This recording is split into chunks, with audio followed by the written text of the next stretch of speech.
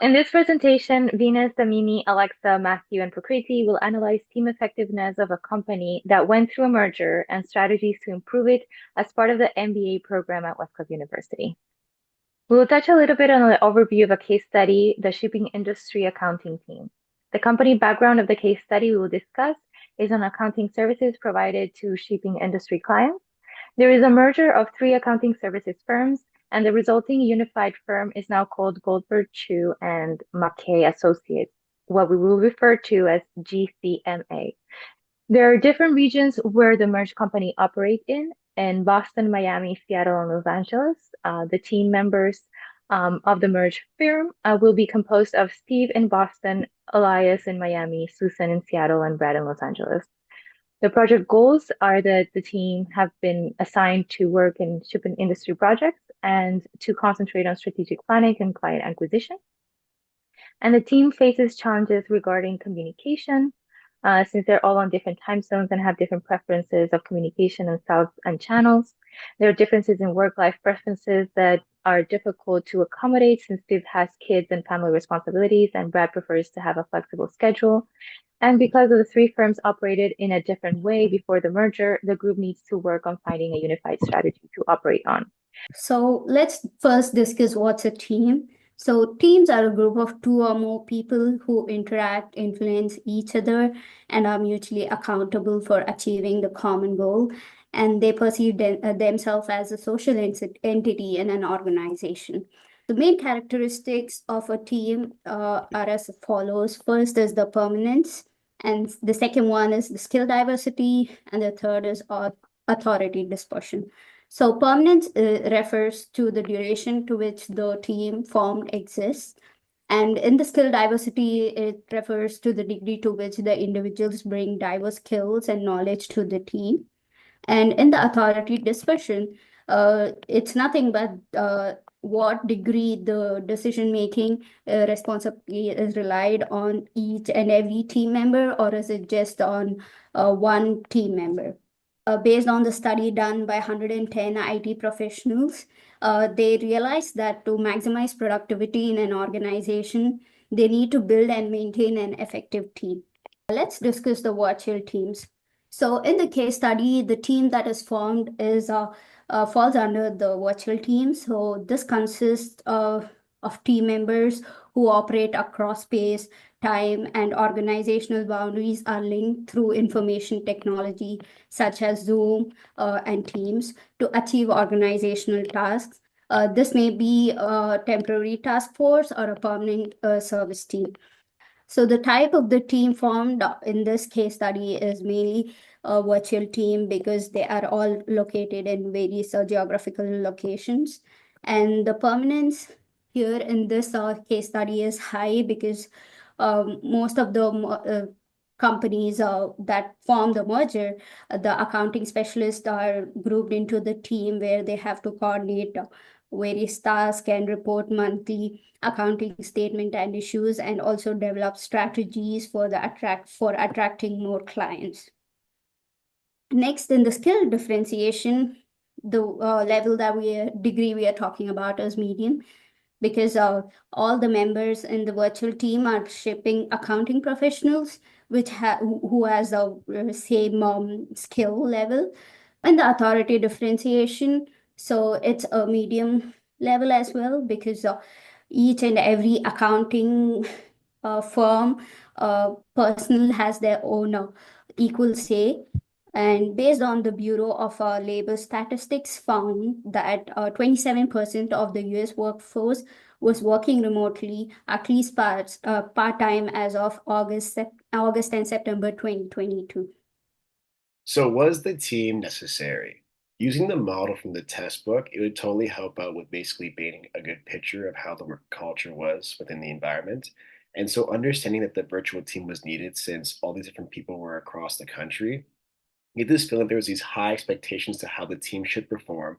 However, as the presentation goes on, we'll explain how it didn't really lead up to expectations. And so we see his understanding with the strategic needs and how you need this strong integration from across these new different parts of the firm after the merger, so that can help out with improving business.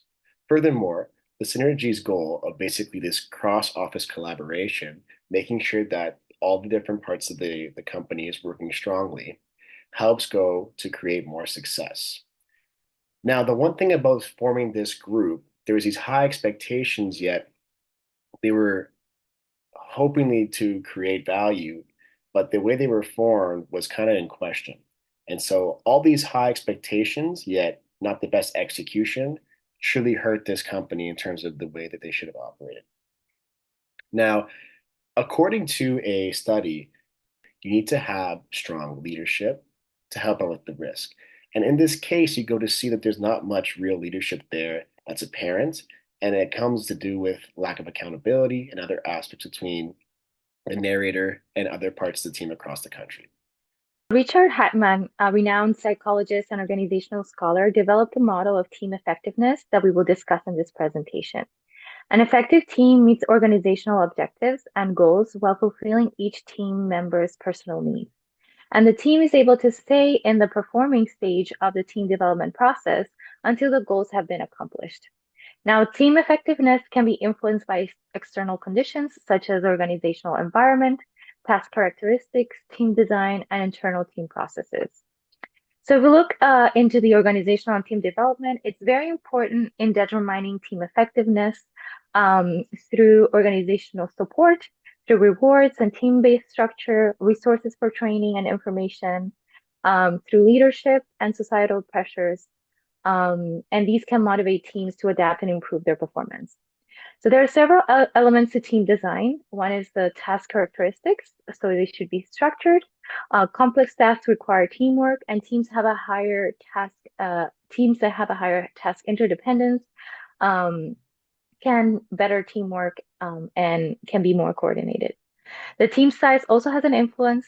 Teams between 5 and 7 members are generally more effective than larger teams because they reduce process loss and they enhance coordination and increase engagement. And the team composition, the team should be composed of members who are skillfully competent, they are diverse, a diversity that should be managed properly, and they have the motivation to work together following the 5 C's of effective behavior that we will see later on. For team processes, the team processes include development, norms, cohesion, and trust, which evolve over time and are crucial for maintaining effective teamwork. So we will discuss further into the different ways that a team can be effective through their behavior, and there are 5 C's for that. The first is the coordinating step. So to keep the team on track and aligning with other team members. The team roles should be assigned by the team leader. These can be categorized into those that are focused on performance, so like organization and coordination, and those focused on relationships, so motivating and providing emotional support. The second C is cooperating by sharing resources and accommodating team members' needs. Communicating freely, efficiently, and respectfully, and listening actively. The fourth C is emotional comforting, showing empathy and building confidence in others. And the fifth C is conflict handling by diagnosing the source and using the adequate style to handle it. So on this slide, we're going to be talking about the factors that are necessary for the success for remote teams. Affecting team behaviors. Remote team members must demonstrate effective team behaviors and use communication technology efficiently and possess strong self-leadership and emotional intelligence in order to overcome challenges that are related to communication and lack of physical presence.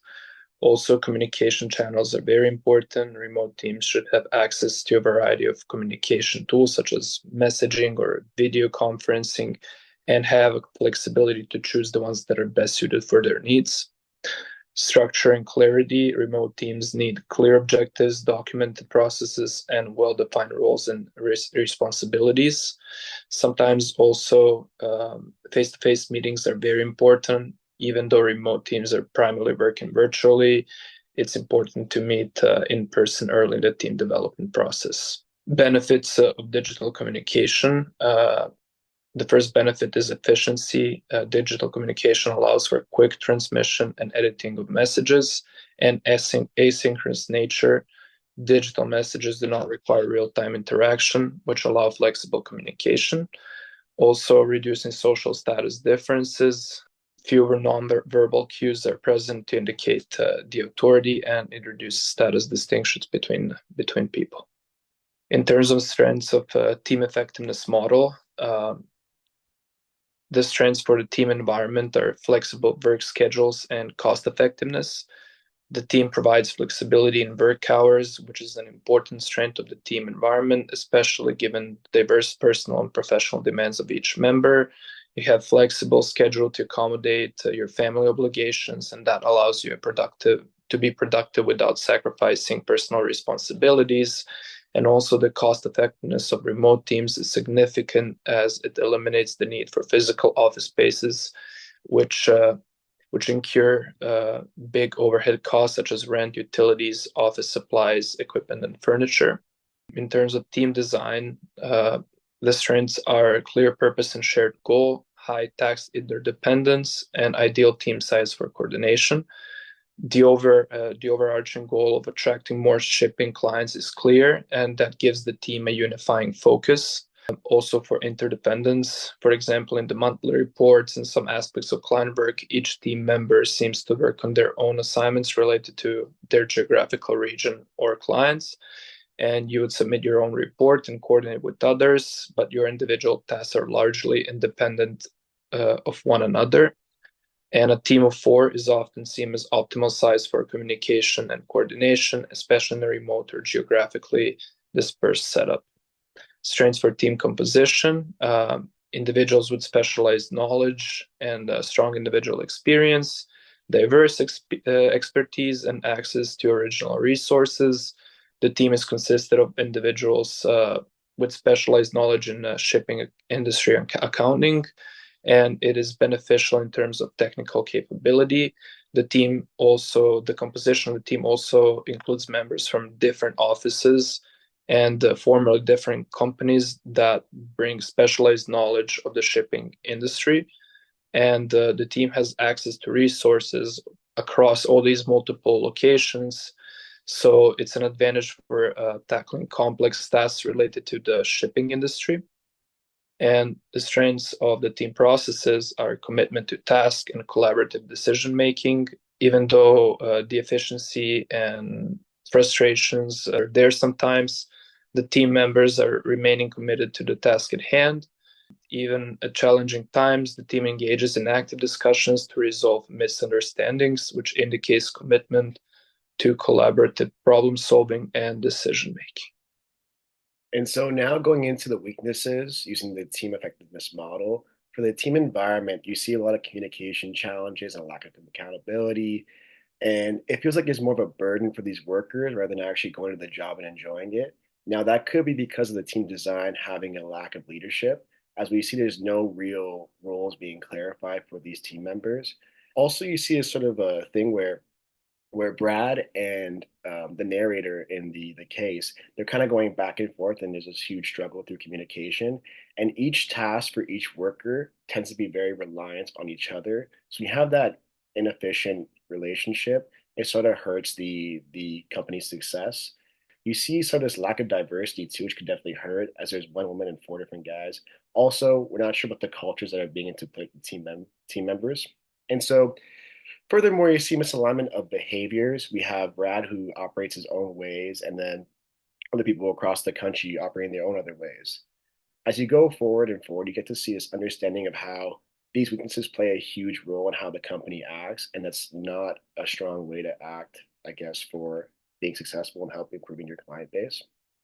And there's a study that kind of show that for mergers, the companies after mergers have to be able to adapt in order to be positive for themselves and creating more success. Okay, so we have discussed what makes teams effective according to Richard Hackman, and we have analyzed strengths and weaknesses of the GCMA merge group. So let's have a look now as to how we can improve that effectiveness in this particular group. In team environment, we can improve communication tools and processes so the leader can then influence norms by speaking up, offering rewards, or even disbanding dysfunctional teams. Choosing the best communication channel. So there are several factors like synchronicity, social presence, social acceptance, and media richness. So the spoken communication, particularly face-to-face, is more persuasive than written communication because it includes both verbal and nonverbal cues.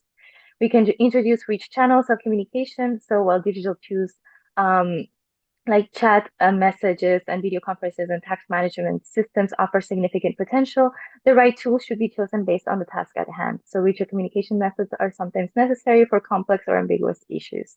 There should be psychological safety, so workplaces with norms that support psychological safety are less likely to experience relationship conflict during task conflict. Conflict handling styles, so people should adopt different strategies based on how much they prioritize their own interests versus those of the other party. So we should strive for problem solving collaboratively, finding win-win situations, or compromising styles to find a middle ground, which is useful for simple conflicts where both sides seek part of a fixed resource.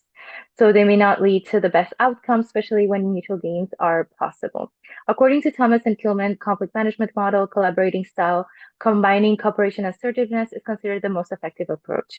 The study by Benke with 286 participants from Hungary, Czech Republic, and the US, and multinational telecommunication employees who participated in simulation decision-making game between 2018 and 2023 suggests that individual personality traits, cultural differences, and hierarchical status affect conflict handling styles.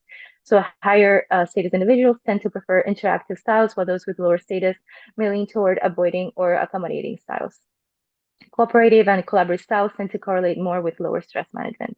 So emotional intelligence and reframing are also very important. And then in team design, we establish clear roles and responsibilities. We develop a unified work process, setting clear work processes and standards for team operations that contribute to an efficient team design, aligning members towards shared objectives, and reducing confusion during task execution. We can improve team structures for creativity by increasing cultural background and gender diversity, ensuring all voices are heard, and ensuring psychological safety.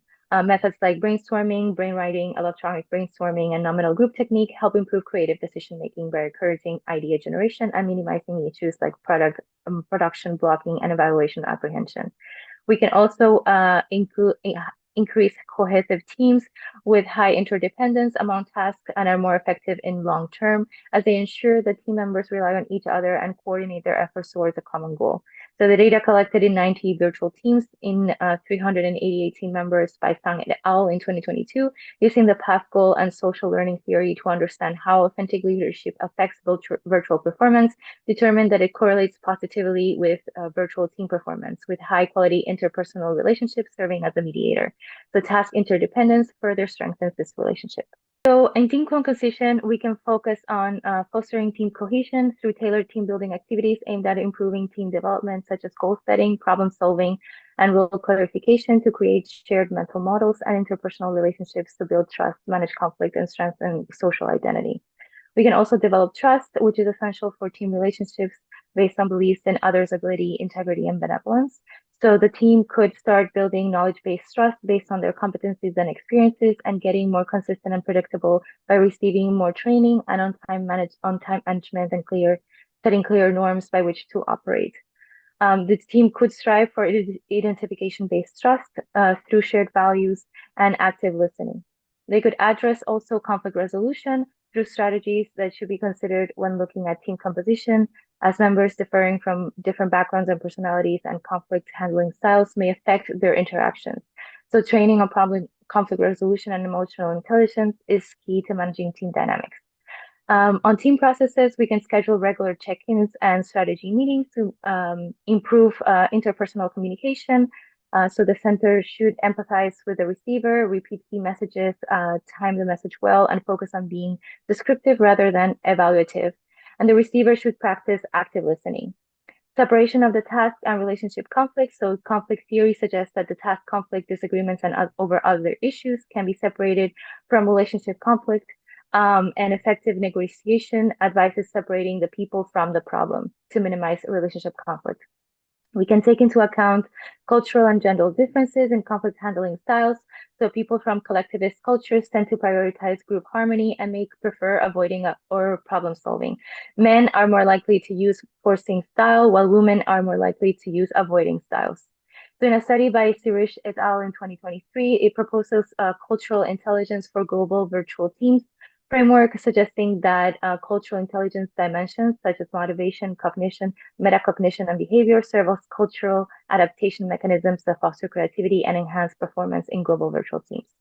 The structural approaches to conflict management, so we can focus on common organizational goals and reducing differentiation through cross-functional work and team building, improving communication and understanding through regular interaction and initiatives like lunch and learn and sessions or intergroup mirroring. So reducing interdependence through buffers, integrators for job redesign, and increasing resources, clarifying rules and procedures, and third-party conflict resolution. Moving towards conclusion, virtual team is formed due to geographical differences and depend on information technology to collaborate and work towards common goal. The idea of the virtual team was necessary, however, there was poor execution because of the communication breakdowns, time zone challenges, and procedural misalignment that impacted negatively productivity. When set up in a flexible and well-organized environment with clear goals, leveraging diverse competencies equipped with the right communication tools, the remote teams will achieve their goals. Building collaboration and commitment will help in overcoming numerous challenges to achieve results even over time zones and physical distance. The GCMA team's weaknesses led to the team not meeting the expectations, dealing with conflicts consistently, and hindering the team from achieving team goals. To improve the effectiveness of the GCMA team, fostering trust, improving communication tools, and addressing conflict resolution strategies are essential for enhancing cohesion and team performance. Incorporating emotional intelligence and cultural intelligence, along with creating clear roles, responsibilities, and regular check-ins will help the team navigate diverse conflict handling styles and work towards shared goals effectively. So next slide. And so here are the reference. Thank you.